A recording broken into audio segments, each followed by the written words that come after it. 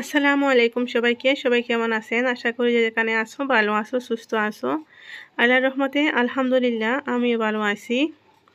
আজকে হচ্ছে আমি গিয়েছি সবজির বাজার। তো বাজারে গিয়ে একটু ভিডিও করেছি। কারণ হচ্ছে অনেক ভিড় থাকে তো বাজারে। আর এই বাজারে হচ্ছে আমি প্রথম গিয়েছি। কারণ আমি এখন যে নতুন রুমে আসছি সেই রুমের কাছাকাছি এই বাজার ছিল।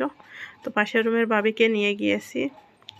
তো সবজিও কিনতে হয়, তারপরে ব্যাগটা টেনে টেনে নিয়ে যাওয়া, তারপর হচ্ছে ফোন দিয়ে ভিডিও করা না অনেক কষ্ট হয়ে যায়, তাই বেশি করতে পারিনি। যতটুকু করেছি আপনাদের সবার সাথে শেয়ার করব। সবাই যেতে থাকো, ভিডিওটা ভালো লাগবে। আর বেশি লম্বা না ভিডিও, সবাইকে রিকোয়েস্ট করে বলতেছি লাস্ট পর্যন্ত ভিডিওটা দেখুন।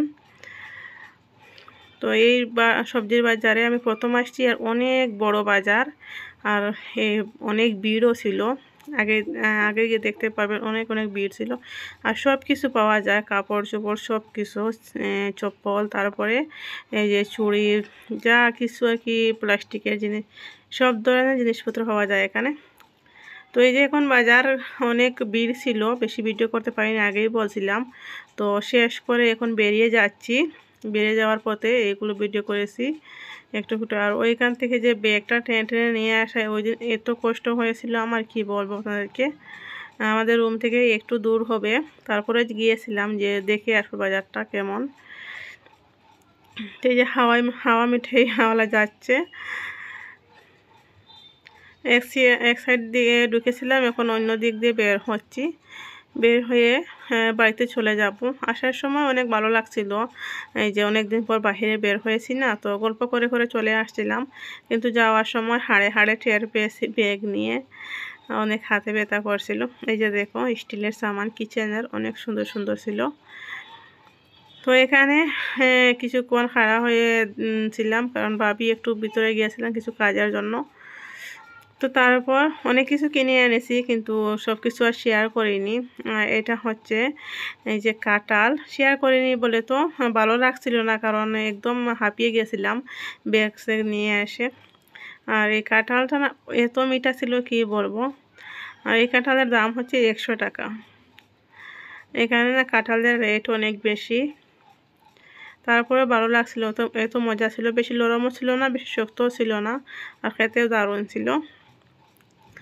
আর এই যে হচ্ছে আমার মেয়েকে যে রেখে গিয়েছিলাম না, পাশের ঘরে যে বাবিকে নিয়েছিলাম, ওনার দুজন মেয়ে আছে, তো ওরা ওকে সাজিয়ে কি সুন্দর করে দিয়েছে দেখো।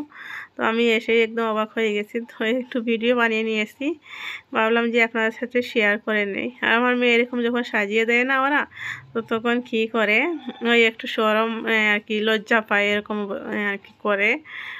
দেখো কি করতেছে, ভিডিও করতেছে, একটু করে নেমে চলে যাচ্ছে। তারপর হচ্ছে এটা পরের দিনের ভিডিও।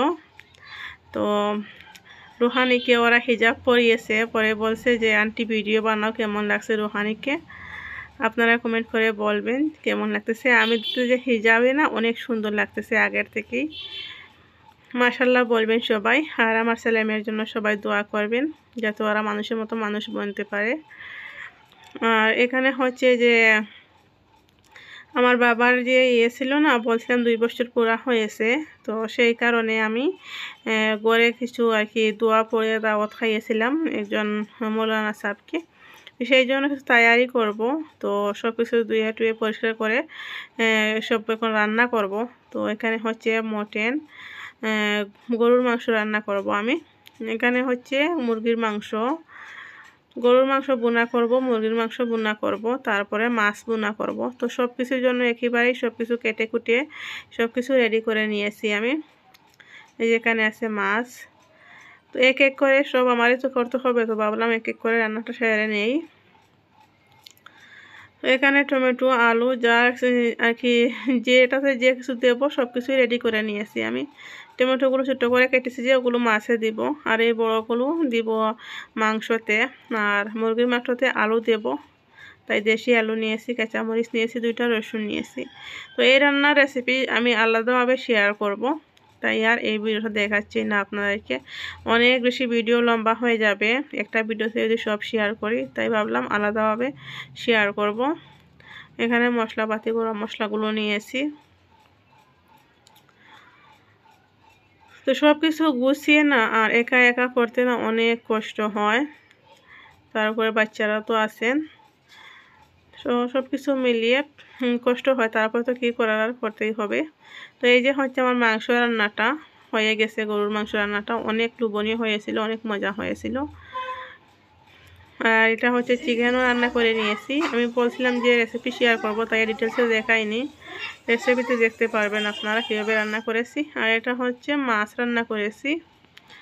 তো সব রান্না বান্না শেষ, এখানে মোলা সাহেব এসে দোয়া করে তারপরে খাইয়ে এখন বসে গল্প করেছি।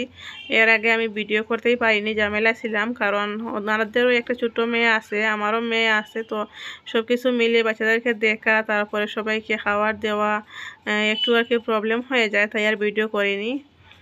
তো এখন ওরা বসে গল্প করতেছে, একটু পরে চলে যাবে। আর এই মোলানা সব অনেক ভালো। তো তারপরে কি হয়েছে, ওনারা চলে গিয়েছেন। আর ওই দিন কি পানি আসার ছিল না, তো পানি আসেনি, অনেক রাত করে পানি আসছে। তো দেখো সব কিছু খালি করে রেখেছি, এখন পানি ভরতেছি। এই যে বড় ড্রাম দেখতেছো, তারপরে এই যে এগুলো সব কিছু ভরতে হবে, কারণ একদিন আজকে যেমন পানি দেব না, কালকে দেবে না, আবার পরশু দেবে, তো কখন দেবে ঠিক নেই। এই যে আজকে দেখছেন অনেক রাত্রে আসছে পানি, এরকম ঠিক নাই কখন আসবে। তো ভিডিওটা এই পর্যন্ত শেষ করতেছি, সবাই ভালো থাকবেন, আজকের মতো বিদায় নিচ্ছি, আল্লাহ হাফিজ সবাই।